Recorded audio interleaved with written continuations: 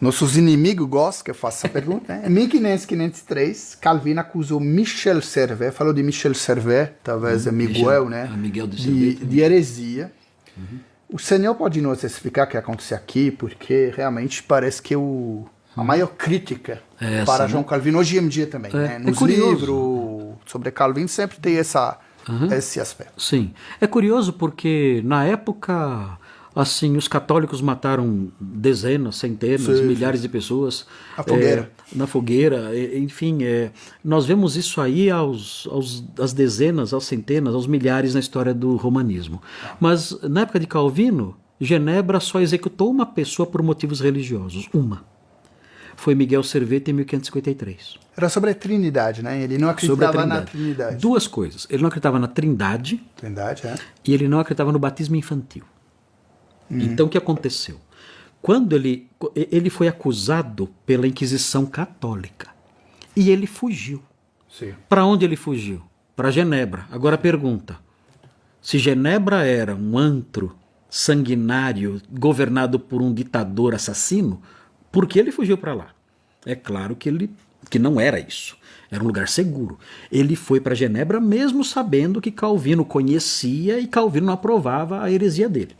Quando ele chegou lá, Calvino denunciou. Falou assim, olha, foi dito para Calvino que ele estava lá, Calvino denunciou. Olha, esse homem é perigoso. Ele foi preso.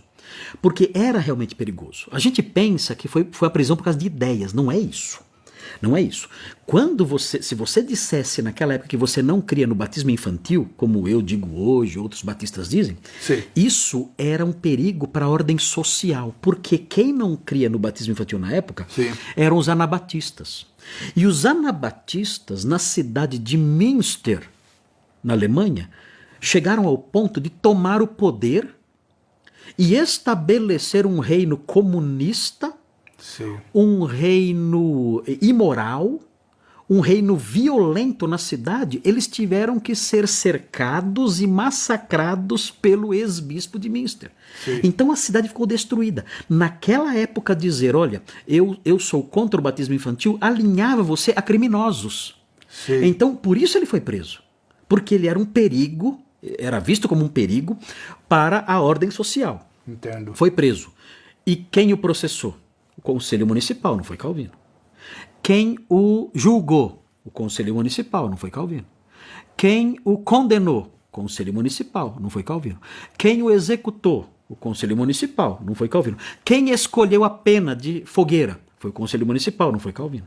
Calvino, ele atuou como testemunha contra o Serveto. Ele foi testemunha, mas não foi juiz. E quando Serveto foi condenado à fogueira, aliás, repetindo aqui, o único réu condenado por razões religiosas em Genebra durante todo o tempo de Calvino ali. Só um.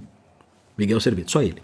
Calvino pediu o seguinte, olha, não executem com a fogueira, é uma forma muito cruel. Apliquem a decapitação, porque é uma morte rápida, para ele não sofrer. Eles ignoraram Calvino e mataram na fogueira. O Carrasco não sabia executar, porque não tinha experiência. Poucas pessoas ele tinha executado, aliás, por razões religiosas, nenhuma. E quando ele foi executar Serveto, foi um caos, porque Serveto sofreu muito, porque o Carrasco não sabia como executar. Então, Serveto sofreu demais durante a morte. Foi uma morte lenta e horrível. Né? E isso maculou o caráter de Calvino. Mas Calvino não teve essa participação que dizem por aí. Isso não foi verdade. Ele foi testemunha contra Serveto e o acusador de Serveto. Mas ele não foi o juiz nem o executor.